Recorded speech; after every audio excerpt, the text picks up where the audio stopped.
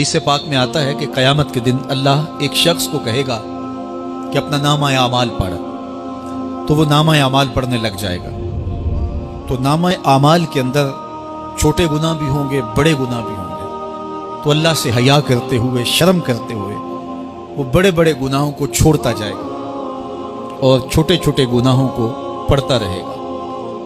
जब वो सारे गुनाह पढ़ चुकेगा और किताब ख़त्म होगी तो अल्लाह ताला उससे फरमाएगा, मेरे बंदे, तूने ये जितने गुनाह पढ़े हैं मैंने सबको बदल के नेकियों में तब्दील कर दिया।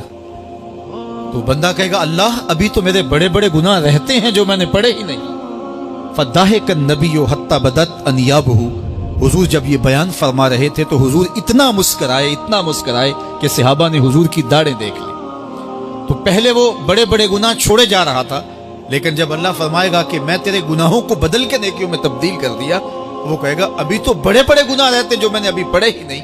तो जब कोई बंदा उसके हुजूर तौबा करता है, अल्लाह ये नहीं देखता इसने गुनाह कितने किए हैं, ये देखता है बंदा आया मेरी चौखट पे है, तो अल्लाह उसके पिछले सारे गुनाह माफ फरमा देता है। अल्लाह